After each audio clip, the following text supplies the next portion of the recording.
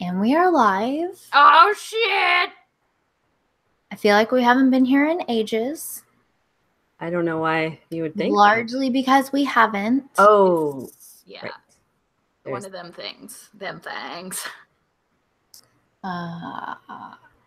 Okay. It's been so long. I'm like, what do I do? Beep, boop, beep, boop, beep, boop. Oh, no. No, go away. Oh, I don't know why I've upset my computer, but it sounds like it's trying to take off. So I don't know what I need to stop running. But it sounds like I need to figure it out. It's just not used to it. Because we haven't done this in so long. Right. Yeah.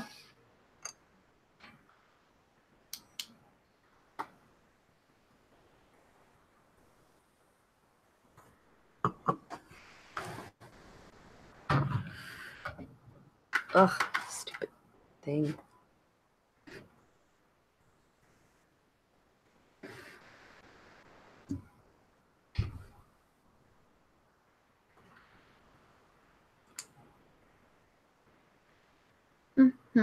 Okay.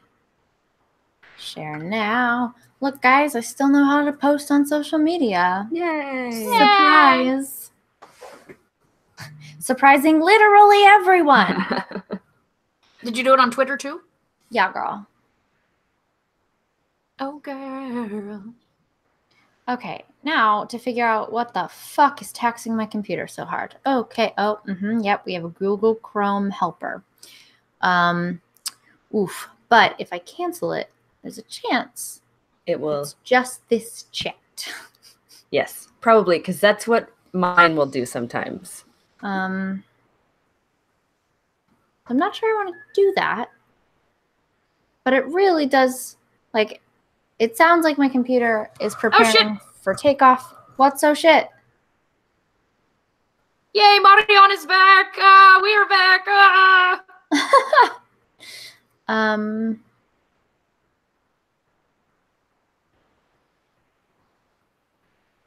Oh, John Latch asked if I went shopping. No, I sure didn't. Instead, I have no idea what that's in reference to. I think purchasing bras. Oh, right. I did not previously do. And then right after I said that, I had to, well, I didn't, but had to take another $500 trip to the ER. So Yay. Definitely no on the shopping thing. Do you see how my smile doesn't reach my eyes? Uh-huh. That's how you know it's real. A smile that reaches your eyes is called a Duchenne smile. I thought it was called a smize.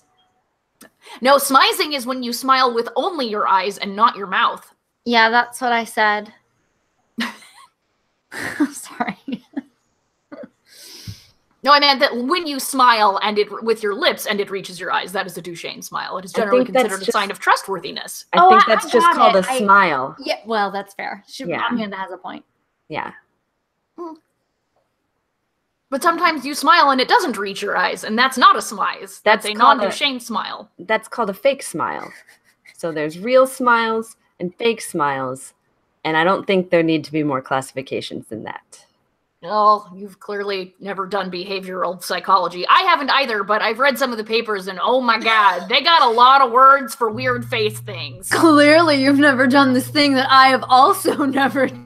What do you want? I'm a pedantic asshole. I just want to point it out. That's all. I mean, do people need it pointed out? Pedant's gonna peed. I don't know why that would stop me. That's a good point. That's a good point. We all have our roles to play, Rissy, so... This is true. My role is to be a pedantic asshole. And ours is to be an asshole and point it out to you. Hang on. I need a thing.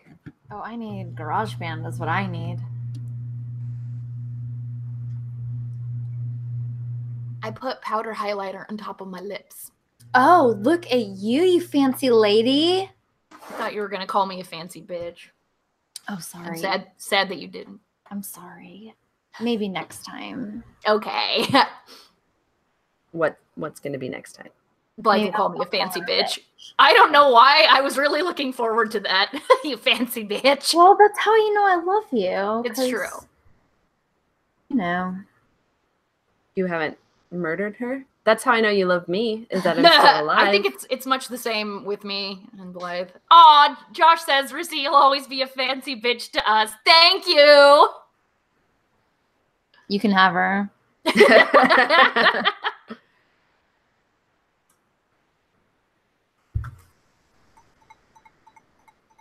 Oh my goodness. I had to take migraine medication today.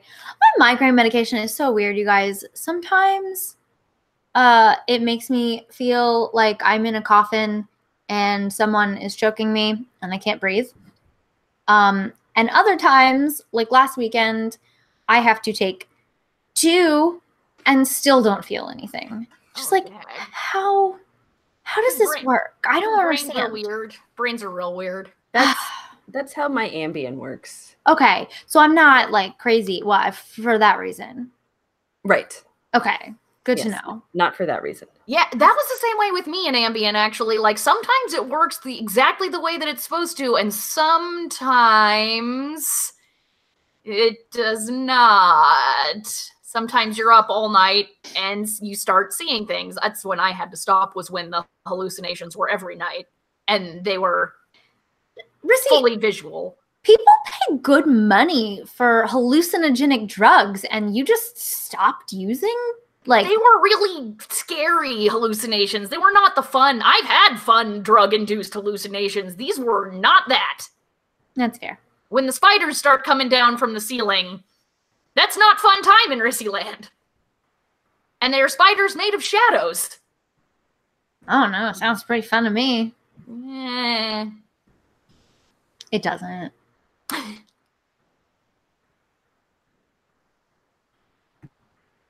Ooh, now let's play the game. Do I know how to get back into the Damsel OneNote? Hey, Jason, don't worry, Jason. I definitely did lightly dust my Cupid's bow, as well as the bridge of my nose and the tip of my nose. Oh, God. But not in one straight line, because mine is slightly crooked. So apparently the technique is you do a little bit down the line, then break, and then just do the tip. Hey, save this for your fucking YouTube channel you're never going to start, please.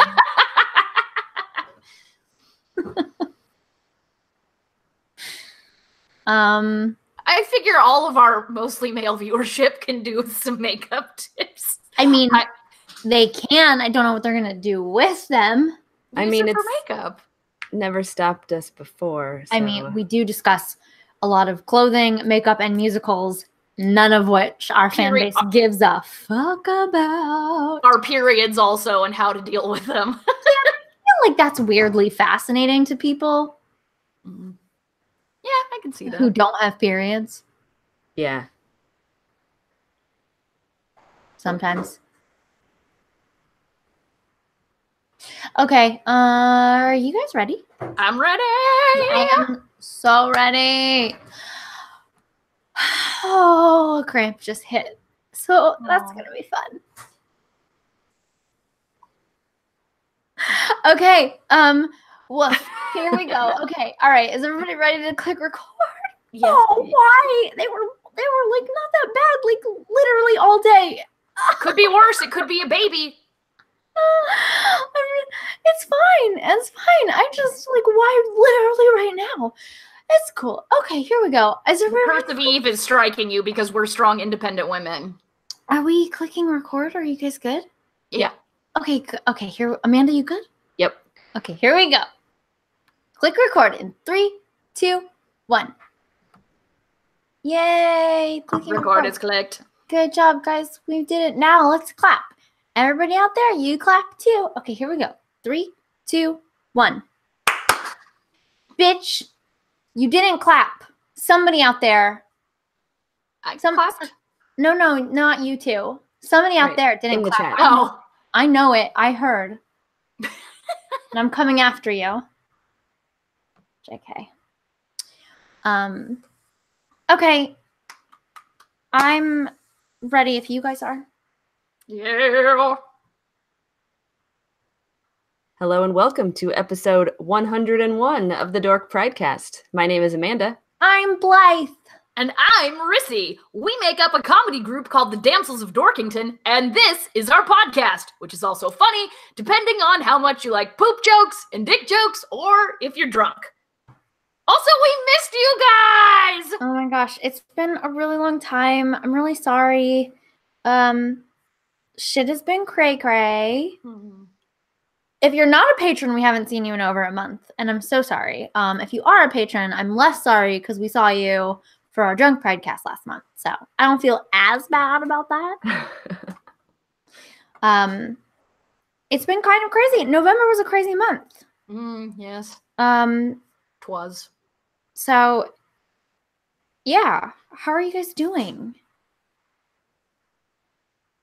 Don't all answer at once. Did you mean the people in the chat or Well, us? they can't answer me quickly enough to make this interesting. So, let's go with you two. We were obediently waiting our turn. It's very sweet. It's very sweet of you. You don't have to do that. I wasn't. I was just like, what have I done in the last month? It's been so much time. You have to have done something. Now, do I have had to have? You do, because you always pretend like you didn't, and then we dig a little deeper, and then we're like, surprise, you fucking did. Yeah, but it's whether or not I remember what I did. That's usually the You issue. probably pooped at least once. Also, that's what show notes are for, my dude. Yeah, I don't write anything in there anymore because Rissy always ruins them. What do you mean? Because you always like, weren't you going to talk about this thing? And then you read the notes and it's like, that's not what the notes are for. Those aren't, the things that are my name are for me, not for you. Yeah, well, because you don't say the things in the show notes and it's like 10 minutes left before the show ends. To be fair, I love this production meeting that's happening right here on the podcast. To be fair, that like we don't have to talk about all the things. But I want to know about the things. Those are just ideas for like, hey, there's a lull in the conversation. Here's a thing I can throw in. But I want to know. I have no patience. Hey, surprise! Spoiler alert, guys. Here's a peek behind the curtain. We stay on the call after we stop broadcasting. No, it is not the same. No. Okay, I'm sorry. Well, there you go. Rissy has ruined the show notes, and you all heard it here first. I don't know where else you would hear it first, but I heard it here first. Someone on Twitter is like the gossip girl of the Damsels of Dorkington, who was like, by BT dubs, Rissy always ruins Amanda's show. And we're like, who is this bitch? There's only 3 of us. Yes. In the chat, John Latch said, list for Amanda. Paper updates, injuries, and crazy lab stuff. I love that injuries is on there because they happen a lot. Also, there was one. So oh, shit. Small. But paper updates, easy. It's done. It's out. Hey. Oh, that's so funny. Okay, so that is really exciting. That means you're officially published, right? Well, I already was, but yes. Okay, so you're a fancy lady now. Okay, in a sort of related, no water. In a sort of related piece of news, when it said paper update, I thought of your paper art, not your paper. But I had a dream that you made a new piece of paper art, and it wasn't anything specific. It was just a lady, and she was wearing a gown, and you had done a new piece of you'd added like a new thing to your art, and it was string, and so you'd made details of her dress with just like really intricate string, and it was really cool. So I don't know why I dreamed about that, but it was very lovely. Have you actually made anything paper arty? No. No. There you go. Nope. I've thought about it a few times. Well, it's the thought that counts, I think. No, I don't. I'm not sure that That's what applies they say, but I think it's not true. Mm-hmm. I think it's the action that counts. Generally. I think maybe in this case. Yeah. Maybe. Yep. I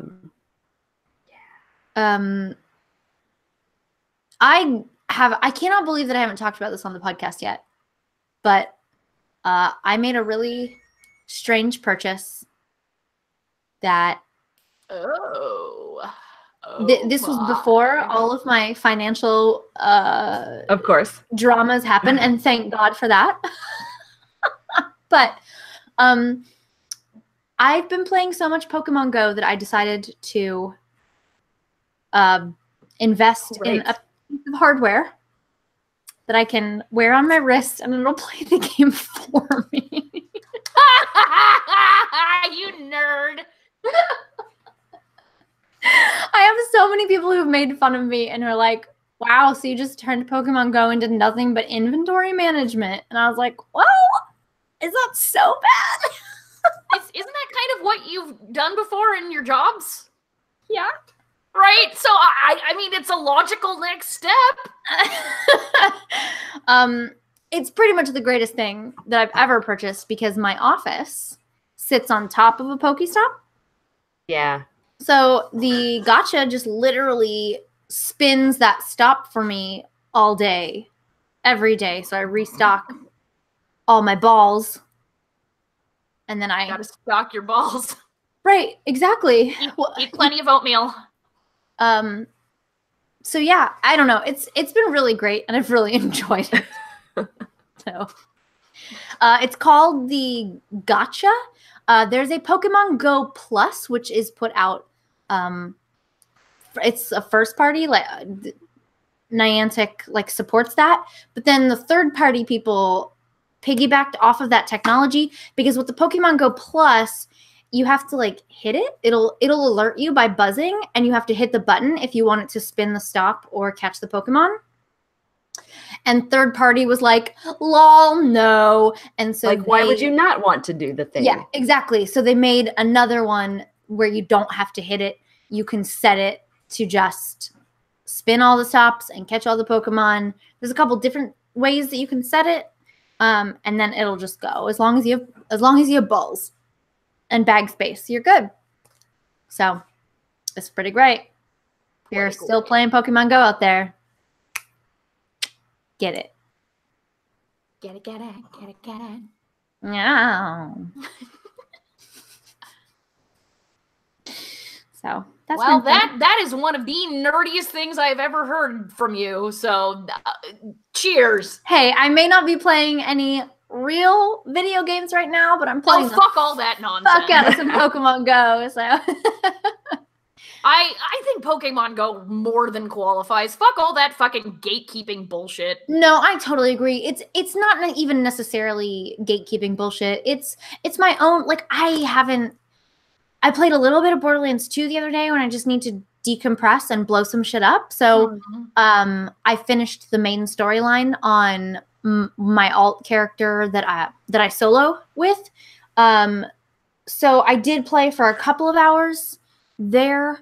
But like other than that, I haven't played video games like on my console in so long, like an embarrassingly long time. I work for a fucking video game company and I don't play video games anymore. So well, you've had stuff, like a lot of stuff, eating up your free time and shit.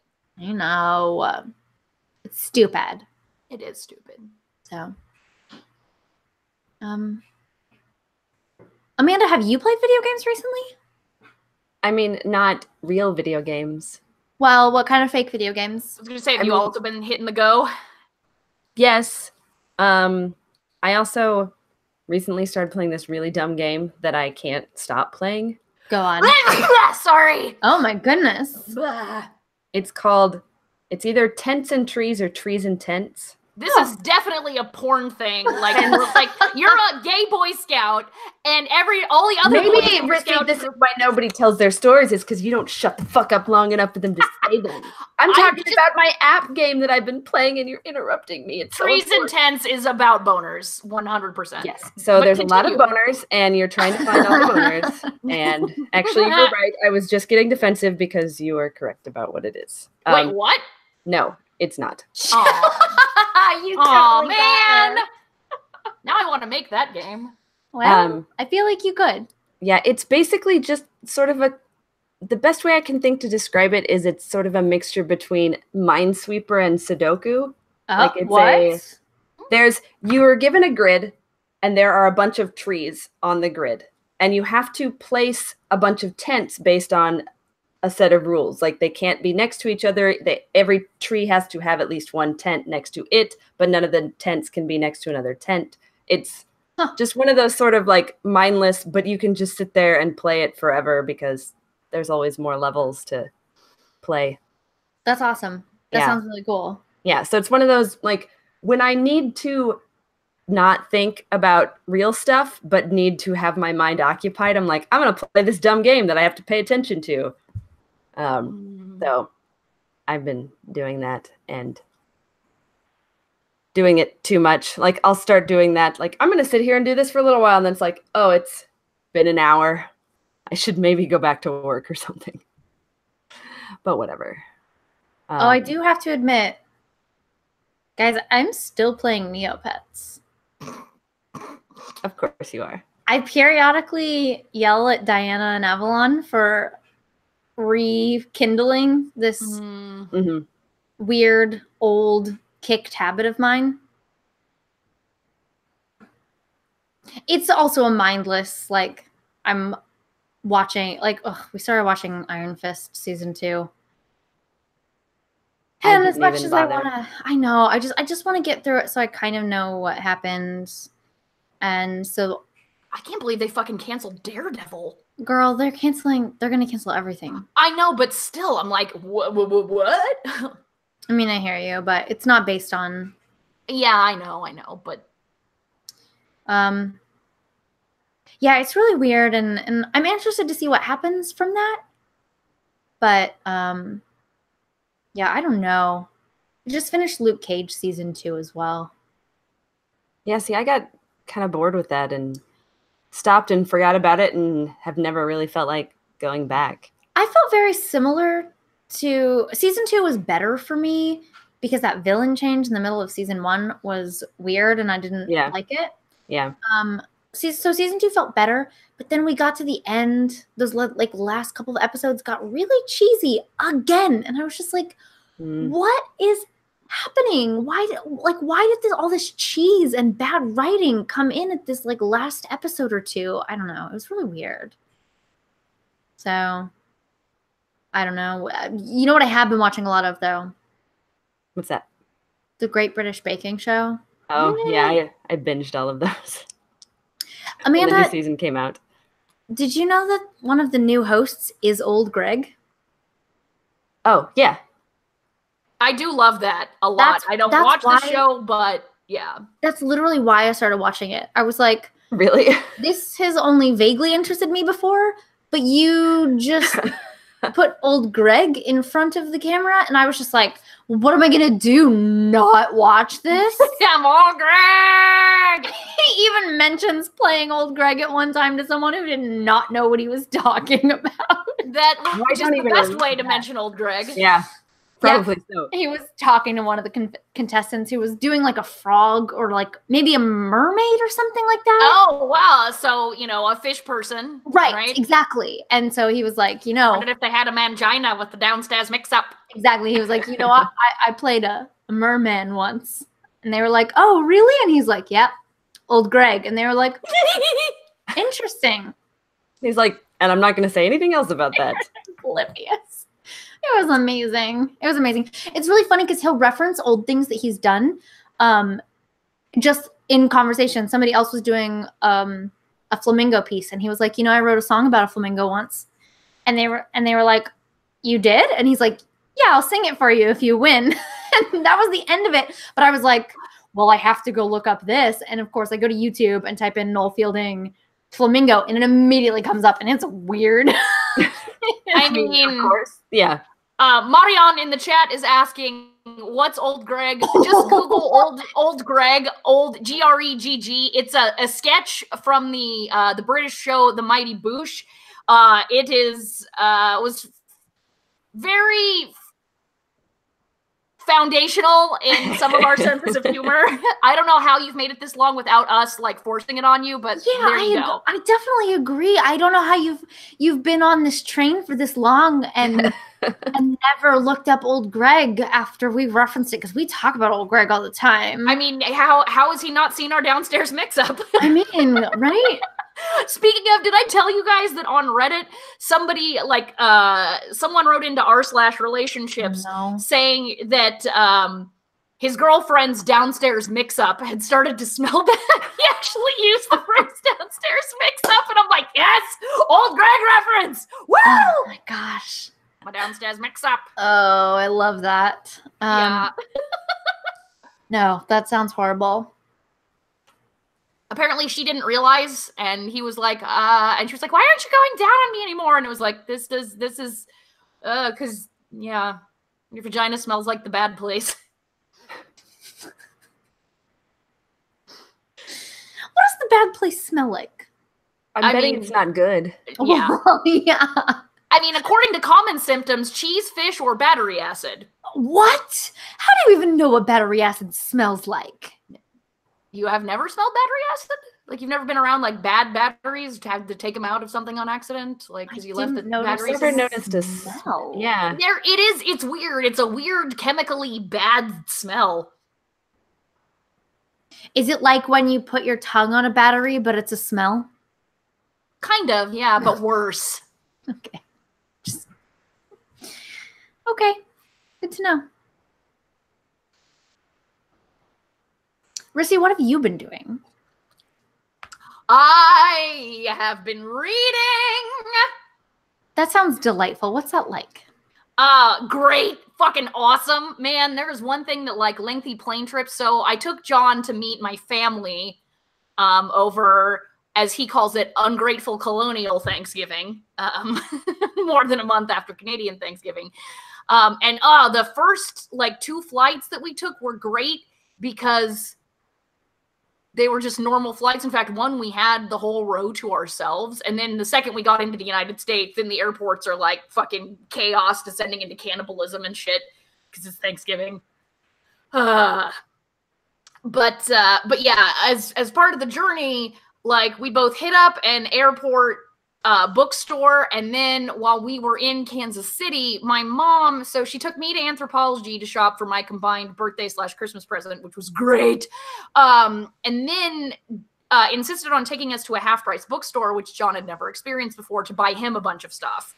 And I picked up a copy of Jonathan Strange and Mr. Norrell. I'm like, this came out in 2004. I've been telling myself I'm going to read it forever, and I did, and it was fucking awesome, and I loved it. It was 1,000 pages, and I felt like it was too short. Wow. That's the way I like my books. Where right? Like, super long, but it feels... But then, of course, I always want there to be more. So. Right. And the thing is, like... Apparently this is, I saw on io9.com, this is one of the top, like, sci-fi fantasy books that people start and don't finish, and I don't get why. I mean, it is really fucking long, but as long as you're not an idiot, you'll probably enjoy it. It doesn't ever feel slow, or at least not to me. It's about 2 magicians in Regency-era England, and... like, it involves the Napoleonic Wars. One of the magicians goes and fights Napoleon with the Duke of Wellington. Lord Byron is in it. Actually, one of my favorite things is that the author never passes up a chance to shit all over Lord Byron. It's so fucking great. Are we talking like magic, like actual, like wizard magic. Card? Okay, cool. No, like magic. Although there are like street charlatan magicians in there as well, so it does draw the difference between them, and it's just really cool. It's like an alternate alt history sort of thing, and it was just great from start to finish. I fucking loved it, even if John was trying to steal it from me the whole fucking time. I was like, you have 20 books that you can read, and he'd be like, but I want that one. But I want that one. But I want this one. I want this. We also picked up the new George R.R. Martin, the Targaryen history book, Fire and Blood, which the New York Times review dude was like, this is self-indulgent twat. And I was like, fuck you! because I don't care. Maybe it is self-indulgent twaddle. I don't give any shits. I'm a trash garbage person for George R. R. Martin.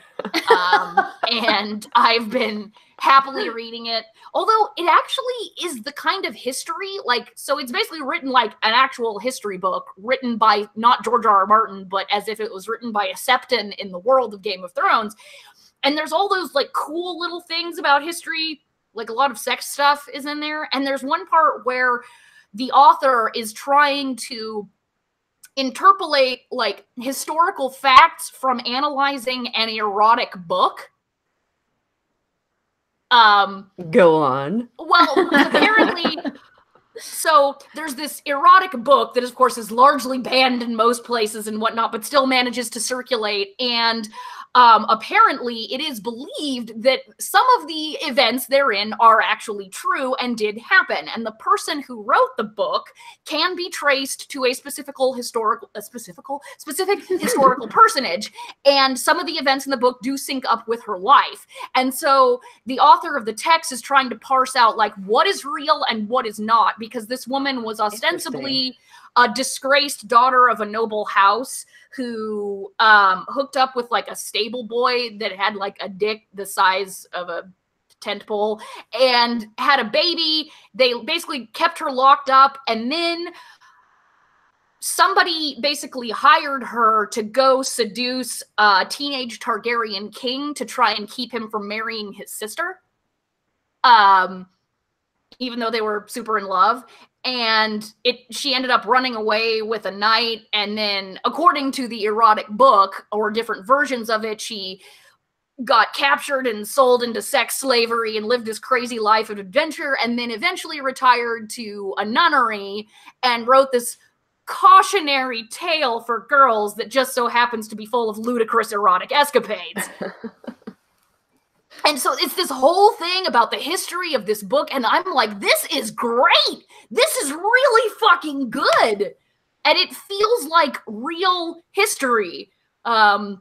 Because that's, in China, there is a famous erotic text called The Prayer Mat of Flesh, depending on what translation, and it's written as a cautionary tale about these three girls, Jin, Ping, and Mei, who go on all these, you know, erotic escapades with monks and whatnot, and then come to a terrible end, of course. So, you know, it's actually a very moral thing to give young women on the eve of their marriage this book that features all these filthy fucking sexual practices, because it's teaching them what not to do, right? Right? So, yeah, I think it is awesome, and fuck that dude at the New York Times or whoever. I think it was the New York Times, yeah. Let's see. I've also been reading some old school second ed D&D tie-in fiction and loving it. It's not good. The prose is fucking terrible. Like the prose is like, unless the author is writing about bugs. He really likes bugs and frogs. So which I'm down with. But the characters are amazing, and the book is actually it's a trilogy, and they're all based on classic D&D adventures. So it's So there's Queen of the Demon-Wed Pits is the third one that I'm about to finish. Descent into the Depths of the Earth, and the White Plume Mountain as the first one. And it's about basically an adventuring party. There's a romance in it that is so well done and incredibly organic. It feels incredibly natural and wonderful. There are solid female friendships in these books, which are written by a dude. And like the first book like vaults over the fucking Bechdel test. Like two of the female characters have a really great conversation, and then so like the party is adventuring, and there are these beautiful Kelpie women that try to seduce the dudes in the party, and instead of killing them, they rescue them when the dungeon, like the lair is like falling apart, and then find them jobs out in the regular world afterwards. That's so nice. I know, right? It's really awesome, and I'm like, how is this trash second ed D&D tie-in shit? How is it so socially progressive? What the fuck? So yeah, the prose is not good, but the characters are wonderful. They're all like dynamic, and they grow and they change. And they're really fun. Like there's a character, like one of the main female leads, Escala, is this real girly girl, but she's also like a magical badass, and it's not like she's the sidekick to the male lead. She just kicks a lot of fucking ass with magic. She kills a vampire by herself. A Dracula? Sort of. And vampires in Dungeons and Dragons, especially 2nd edition, are like, that's not a thing that you can do by yourself normally. So yeah, I've just been reading a lot of super dirty shit. Blythe, you especially will find this great. Did I ever tell you that Clint, my ex, wrote a novel?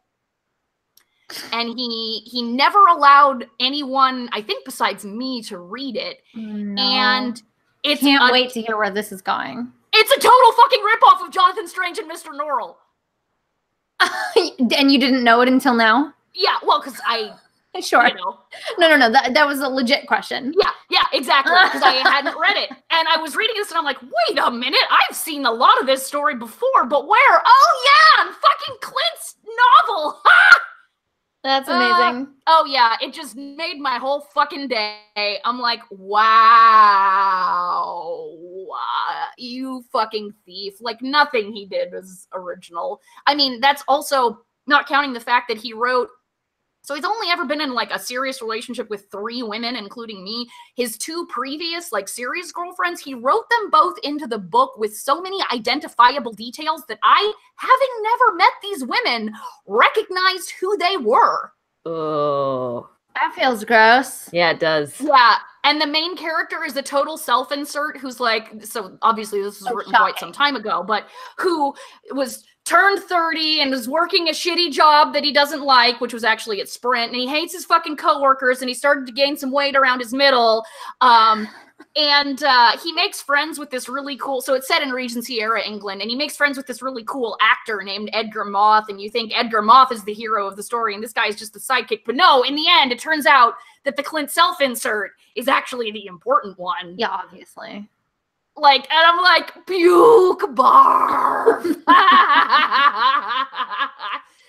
So, I guess for those of you who don't know about the saga of the imaginary gangbang and all that sort of stuff, just know that I have an evil ex and who liked to think he was God's gift to writing, and he's just a shitty plagiarist. He thinks he's God's gift to a lot of things. To kind of all things. Yeah. Just God's gift, really. Yeah. Yeah, and he's just a sack of shit. Oh, you know what? I have been reading some books though. I forgot. So, very exciting. I've been reading a book called The Lean Startup. Oh. It's about tech startups and how to run them effectively. And I'm reading a book about Six Sigma. And if you know what that is, oh my God, just all kill ourselves together. Yeah, why are you doing this to yourself? Are you going to be a black belt? Are you going to actually take the course and shit? Because I'm a project manager, and so I have to be aware of things, and I'm just trying to educate myself. It's probably smart, but I'm sorry. There's fine. It was like a short, like quick introduction to Six Sigma and Lean Six Sigma, which is different from regular Six Sigma. But it's like keto and paleo. Yeah, exactly. So anyway, it's it's fine. It's fine. It helps. Fine. This is fine. Everything is fine. It's fine. You see how my smile reaches my eyes? Sorry. That's the name of the fucking There's a terrible book you should be on the lookout for so you can avoid it if anyone tries to make you read it. It's about like managing people, and it involves animals, and it doesn't make any sense. Who hid my cheese or some shit? No, it's not that. It mentions the gift of the goose, and I tried reading it, and I was like, there's like 3 animal spirits you're supposed to get in touch with as part of it. I feel like geese are just asshole. They would never actually give you a gift. Rissy, so. I think that book is called Harry Potter, and I don't think that's what it was about. I think you completely misunderstood. I mean, geese will give you a gift of being bitten and then shitting all over you. Horrible, greasy, green-brown shits. They're nothing if not consistent. But no, I wish I could remember all of the animals, but no, it's a thing, and I remember like looking at it and I'm like, this makes less sense than Six Sigma, and that is really fucking saying something. Yeah. It was another one of those, like, there's no such thing as a bad employee, only managers who don't know how to motivate them. No, they're definitely bad employees. 100% bad employees, for sure. Yeah, it was one of those, and it's like, you just have to inspire them with these animal spirit things, and I remember the last one was called The Gift of the Goose, and I'm like, well, this is technically written in English. Were you inspired? I was not. I mean, I was inspired to throw it out the fucking window, but I couldn't because it came from the library. I mean, that's a form of inspiration. That's true. It definitely, like, moved me emotionally to poop on it. Yeah. I had a crazy dream, too. Like, so most of my dreams are fucking this nonsensical bullshit. No, they're mostly very disturbing and actually make extremely good sense. Like, they actually operate in, like, linear cinematic fashion. They're just all, like, scary and awful. But one night, like right after we'd gotten back from Thanksgiving, I had a dream, and all I remembered of it is the very end, because I woke up laughing. And I remember I was a member of a super team, and right before this happened, we were all arguing because one of the team members was technically casually dating someone, but then gave a blowjob to another guy on the team, and we were all fighting about it. Like, because he was like, why'd you give that guy a blowjob? And we were like, you guys weren't actually dating, like, exclusively. And then we had to go be present at some kind of, like, big national event, and then the announcer's like, ladies and gentlemen, please rise for our national anthem, the Log Song. I would be so down. And I woke up giggling at that point. I could see why. Right? And I was like, who can take a knee to the Log Song? Right? Oh, God. Yeah, so that was I was like, okay, that was an actual good one. Like, I'm not sorry I had that dream. That's pretty great, actually. Amanda, have you had any weird dreams lately? Probably. Or ambient hallucinations, those count. I'm not taking a lot of Ambien, so I'm not sleeping kind of at all. Oh, right. That's not a good thing. So not sleep deprivation hallucinations? Right, that's a thing too. That is. No. Have you talked to your doctor about moving to Lunesta? No. Rissy, you sounded like a commercial for No. there. Have you talked to your doctor? Well, I'm just saying that's one of the other known sleep-inducing ones, and I think is less horrible than Ambien, from what I've heard. Is kinder gentler.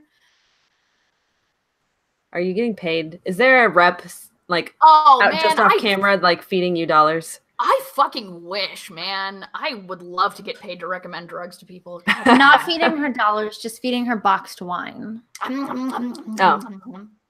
Boxed wine and those shortbread cookies with the dark chocolate on top. Sure, why not?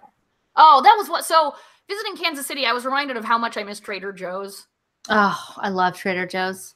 Yeah, I was just like, oh, man. Like, everything in Mom's house was, like, all from Trader Joe's, and it was wonderful. Well, she does live, like, 2 feet from there, so. Yeah. We went on a Trader Joe's shopping spree last weekend and got so many fantastic, like, pre-made stuff, but also just, like, snacky things, and, oh, so good. So good. I love that place. I like their wine. Yep. Yeah, that $3 chuck. I have a bottle of that in my fridge. I also got like this peach Bellini stuff while I was there last time because they were having a tasting, and I was like, well, this shit is good. I need this. Don't know when I'm going to open it, but I need it. So. It's cheap enough you could open it, and even if you don't finish it, it's fine because it's cheaper really, than going and getting a glass of wine. The peach Bellini stuff was like $6, and I was like, that's I feel like that's all I ever like. I've got the little bag that's made to hold like 6 bottles of wine. Yeah. Just a little like reusable bag with the cutouts in it, and because that's usually if I'm going to Trader Joe's, that's why. It's because I want wine and I don't want to spend money on it, but I want it to be decent. They also have many wonderful forms of cookies. We came back, and so last night was Super Tuesday, which is what I call the first Tuesday of every month. Canadian grocery stores in a particular chain give you 15% off your groceries, like the total amount. Wow. Yeah. So that's when John and I do pretty much all our grocery shopping. And I was like, John, I need cookies. He was like, what? And I'm like, I am withering away. I will die if I do not have some cookies. I understand that I don't feeling. know if you understand what those words mean, but okay. I do think she knows what those words mean, and I feel like she used them appropriately. Yes. Do you guys know what the word enabling means? The thing is, when I don't have cookies, like I can stop after like 2 or 3 cookies. I can stop whenever I want. Whenever I want. You don't know me. You don't know my life. I don't have a problem. I can stop after 1 or 2. I just choose not to. I admit that I do have a problem. I cannot stop. Yeah, that's so. I actually can usually stop with cookies, unless it's been like months since I had one. But if I don't have I don't know cookies, what that's like. So. I resort to eating other things. Like there's been a bag of chocolate like soap chips. And socks. Yes, and so yeah, all those sorts of things. But there was a bag of dark chocolate chips, like for cookie making, and I have eaten them all, like slowly over time, just eating them because So it's because the thing is with chocolate chips, like, oh, they're little. You can eat as many as you want to. I think cookies are the better solution. Not for me, but like I said, I have a problem. Yeah, I've definitely been sort of toying with the idea of making cookies because I've been watching so much baking lately. It's like, especially it's my go-to when I have a migraine. It's just like the calmest bullshit that I can just put on and just fall into for hours. So. Yeah, apparently like British reality TV contestants on baking shows aren't like American reality TV contestants. There's not drama. They're nice to each other and shit. Like, well, I mean, you say it's the contestants, but it's also just the show because a reality series that has lots of drama and bullshit, that's manufactured by the show, not by like the contestants are chosen specifically for their so they can manufacture drama. As much drama. Yeah, exactly. But then they also are seeding things and pushing things and editing things in certain ways. Exactly. Editing things and asking leading questions and pushing each other this way and pushing generally plying people with as much alcohol as possible, which probably would lead to a lot of lawsuits on a baking show. Right. But this isn't that. Amusingly, like I'm going backwards by accident, so I started at the end, and I'm now going. I think I'm on season 2. Oh, I thought you meant like in the like they keep adding people. It's weird. They start out with just 3, and now they've got 10. Every week they say they're getting rid of someone, but that person is still there, and one more. Like, what's going on? No, just in the seasons. Because I started watching the old Greg episodes first. I'm all Greg. Right, that's only the 2 most recent. Right. And then, but then when Netflix is like, do you want to watch another season? I'm like, sure. And it always goes to the most recent one. Like, so we're going like backwards. Okay. But it's interesting because you can tell that they were doing more of the, like, the person who's going home this week is hold, shot, change who, look at everyone. They're all so worried. Like an Indian soap opera. But in the later episodes, they just stopped. Even that. So they were in the beginning, they were kind of testing those waters and doing the typical reality show thing. And clearly just nobody fucking wanted it. And so they just straight up took it out. And now it's just like, there's a little bit of a pause, but nothing like, especially American reality show that's like pause. Right, like, pause. Did they have a stroke? Are they gonna say? Right. Yeah. Yes. You are not the father. Exactly. So anyway, it just so it's kind of interesting to see that progression in reverse because I don't think you would notice it so much. Right. Going forward. But I definitely notice it going backwards. So I think people do just sometimes want nice, wholesome, good things. I know. Like, I don't want people to fight. I don't I just don't want to. At least, I have my shows where people fight, and that's fine. I admit I watch trash, garbage TV every once in a while. But see, for that I have conservative pundits on Twitter who will eat their own. There you go. But when I have a migraine, I just want everyone to be nice to each other. And make things that look delicious. And teach me about shit I've never even heard of. It's pretty great. It's pretty great. Marion in the chat was asking, have I seen Dan Olson's trilogy about 50 Shades of Grey? And I'm like, is Dan Olson the guy who does the Folding Ideas channel on YouTube? Because if so, then yes. He's a guy who did a video, a lukewarm defense of 50 Shades of Grey, the movie, where he talks about how much better it is than the book. And it's so fucking funny. And I watched all 3 of his things, and they're all amazing. In the third one, he actually briefly dresses like how Christian Grey is described in the book, wearing cut off jorts on top of swim trunks. I know what you're doing. I actually switched my screen over to Blythe, so she's up like giant on my screen, and I'm just watching her dance. So.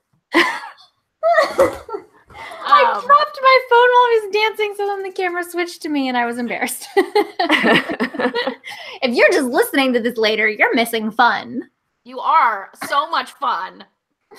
Guys, I've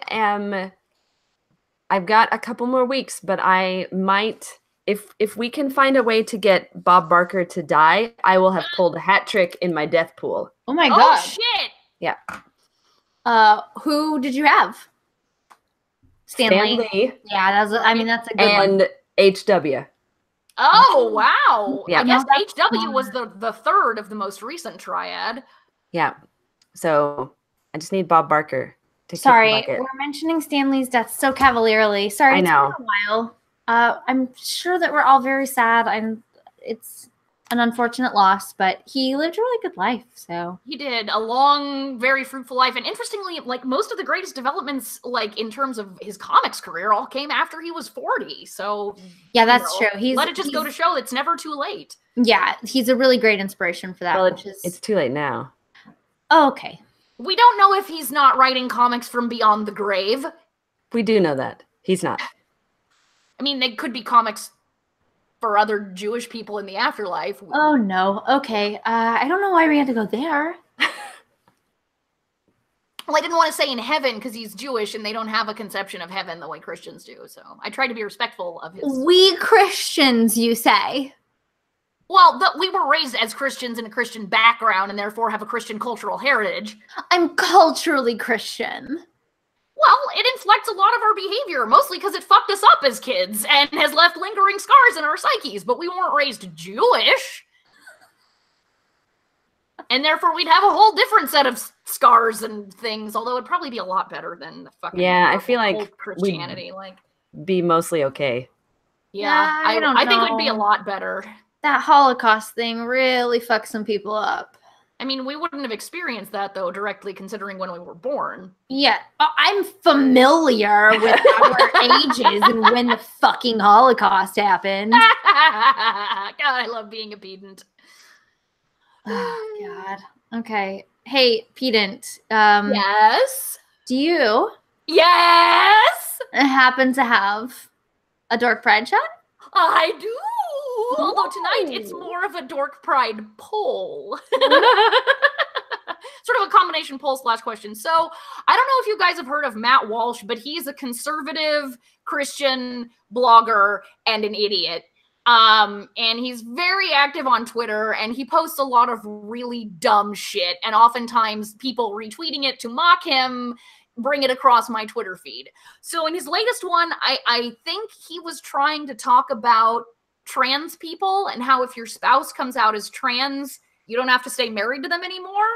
And I'm like, that's not necessarily an unreasonable position to take, right? I think it's one of those things everybody acknowledges you just that don't have to stay married to your spouse for any reason. Any reason, yeah. Well, not if you're Matt Walsh, though, right? Divorce is never supposed to happen. So, but that's what I think he was maybe going for, but it's going to become very clear why there is confusion on this issue when you hear. So this was 2 tweets. Oh, yes, I love it already. Imagine you met a woman. The relationship is getting serious. One day, you go on a date to the aquarium. You walk by the dolphin exhibit, and she says, "Oh, hi, Mom and Dad. You've been involved with a dolphin this whole time and didn't know it. Who's the real victim here? I am in love with my wife. If she turned into a lizard, I would no longer be in love with her. If she turned into a man, I would also stop loving her the way that I do now. That's because as a lizard or a man, she wouldn't be my wife anymore. I can't love her if she doesn't exist. I don't think she doesn't exist. Right? It's one of those, the more you think about it, the weirder and weirder it becomes. So the subject of tonight's Dork Pride Chat / poll is, what do we think Matt Walsh is actually talking about here? There have been a lot of suggestions that he's actually a furry and he's like testing the waters to like come out as a furry. Like literally the waters, the dolphiny waters. The dolphiny waters, that he's got a fetish for either dolphins or lizard people or both. Okay, right. Could be both. I think he was hurt before. Right. by a dolphin or a lizard. Some bad experiences at aquariums and or zoos. And, he got turned down by a dolphin once. The untold stories of dolphinsex.org. There's it's like, do you think your wife is under a magical curse of some kind where she is a dolphin that has been cursed to be a human, so she actually is a dolphin? Or is your wife like an otherkin, or just a straight up crazy person who thinks that she is a dolphin? This is my answer for the Dork Pride Chat, that Matt Walsh's wife was somehow abandoned on the seashore by her biological parents. Maybe it was a tragic boating accident, or maybe they were just assholes. And she was raised by dolphins. And so that's why she says, hi, Mom, hi, Dad, because these are the animals that raised her. And that Matt Walsh is being a serious dick. His wife isn't a non-human. She was just raised by dolphins. What a dick move to say that she doesn't exist as a woman now, as a human woman, just because of the circumstances of her upbringing. I mean, that's cold. That is cold and fishy. Right? Or, similarly, she might have been abandoned on the beach by her biological parents, and the first thing that she saw after being abandoned was dolphins. In fact, they maybe dropped her in the water trying to kill her. She wasn't even abandoned. They dropped her and assumed she would drown, but the dolphins actually saved her. They didn't raise her, though, because that doesn't make any fucking sense, Rissy. Come on. She can't be raised in the water. But they did ferry her back to the shore. Actually, and during that trip, she was so young and knew that they were saving her on some level, and she imprinted on the dolphins. Dolphins actually do have a track record of saving humans from shipwrecks and shit. Exactly. This shit fits. But because they didn't raise her, she doesn't know exactly what those dolphins that saved her looked like. So every dolphin in her mind is her mother or her father. See, I think she was also, I believe that she was abandoned on the beach by her parents, who were dolphins. Oh, that makes sense. Yeah. You're right. No, okay, but no. And then she was adopted by a nice human family, and they put her through conversion therapy.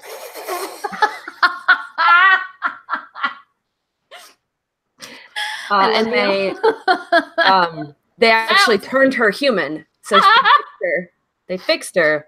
They just made her stop being a dolphin. Right. Yeah. Mm-hmm. Pray the dolphin away. Right. And that was more of a friendly callback. Like, hey, remember when I was a dolphin? I'm not anymore. Because I choose not to be. I chose not to be. Yep. That's what I think. Yeah. I think Amanda figured it out. Mm-hmm. Yeah, that's not bad. So we're getting some good shit in here in the chat. It's Adam and Eve, not Adam and Werewolf Chuck Tingle fanfiction. Thank you, Josh. Marion suggests he wants Ross Douthat as his lizard bride. Amen, brother! Ross Douthat is another horrible Christian conservative pundit who just released a piece on why some people are, eulogizing George H.W. Bush is because we all secretly want to be ruled over by wasps again, like it was in the good old days. I'm like, what's this we, white man? Oh my God, when you said wasps, I thought of like the flying insect, and I was like, what are you saying? Our giant insect overlord. God, Yes. I was really confused. I might prefer that. Oh shit, yeah. If it's like being ruled over by wasps, and I hate wasps versus white Anglo-Saxon Protestants. Fuck. Like, no it's question. not even a choice. Yeah. So these are great. I love you guys. These are some good answers. Josh says I beat him with the brave dolphin. John Latch, I need to use that as a treat for my son, anti-dolphin conversion therapy. William Priest, his wife is a Selkie, right? A dolphin Selkie. You know, they're generally seals, I think, but they don't have to be. She could be a fucking dolphin. I think magical curse is an area that has been underrated in this discussion. Yeah. Because, like, what if she's a human who's been cursed to live as a dolphin part of the time? Or what if she's a dolphin who was transformed magically into a human via conversion therapy or via just magic? What if she's only a human during the light of the sun and a dolphin at night? Maybe she's a human except when she gets wet, like in Splash. Right, yeah. Yeah. Like there's so many possibilities unveiled by Matt Walsh's idiocy in trying to make a terrible analogy about human sexuality, which I'm pretty sure he doesn't understand at all. Well, most fundamental Christians don't. It's true. Or he's secretly just a furry weirdo, like, so, you know. Look, he's trying some things out. You can't judge him for that. Right. I mean, if Matt Walsh were to come out as a furry, that would explain a lot and probably be a lot better of a person if he, you know. Oh, speaking of which, Violent J of the Insane Clown Posse just came out as a furry. I've seen a picture of his fursuit. It has Juggalo makeup. It's like a wolf or a fox or something. His daughter is a furry. I thought he was just supporting her. Is he also a furry? He has a fursuit. That makes him a furry, even if he's only doing it for support. That's total. Yeah, like, you probably have a good point there. Yeah. Weird. This is a weird conversation, Rissy. Thanks for that. You're welcome. I'm confused, but that's a genuine thank you.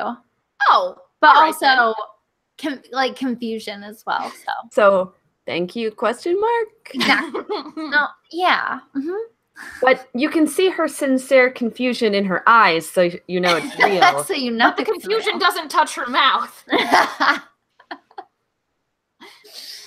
Well, I think that's gonna be it for this episode then of the Dork. Yeah, that sounds great. Yeah.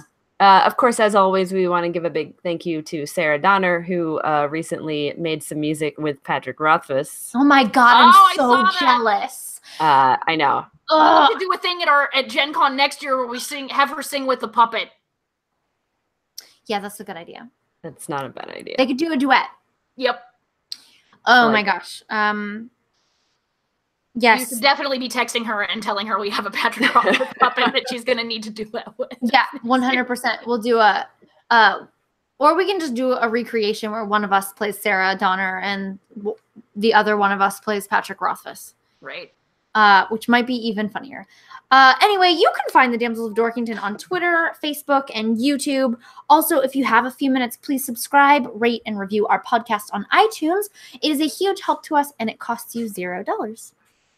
But if you do want to contribute in the form of dollars, please check out our Patreon at patreon.com/Damsels of Dorkington, where you can get access to rewards that are only available there, such as a fuck ton of bonus content and being on the list of super awesome patrons that we thank at the end of the podcast, like these people. How are we doing this tonight? Oof, good question. Is it like what type of magical curse people are under? Or what sort of sea animal they actually are. Okay, all right. Travis and Wendy Mays are adorable sea otters that float around holding hands all the time and occasionally raping baby seals to death. That's really sweet. Aaron Felsen is an anglerfish. Marianne Polican is a tardigrade or a water bear. They can exist in space. Amazing. Oh, wow. So Greg Milliken is an ancient mosasaurus.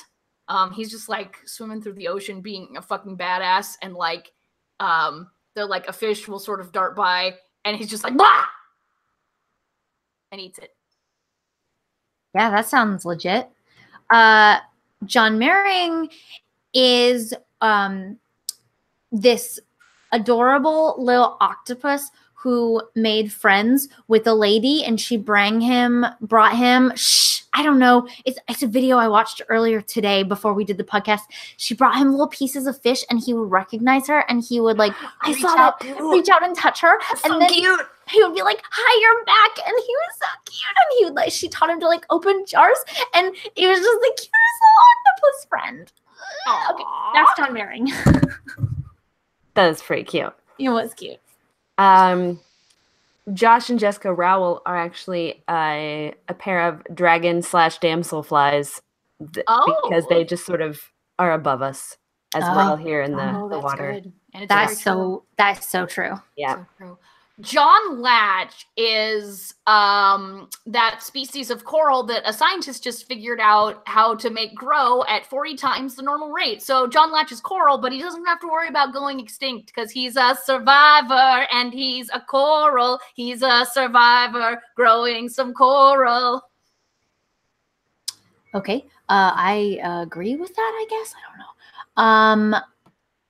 don't know. Justin Mansfield is an isopod. Obviously. It's a thing that Rissy said.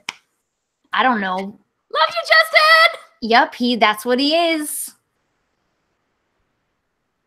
I lost my screen. Josh Donovan is who in the house tonight, I believe. So okay.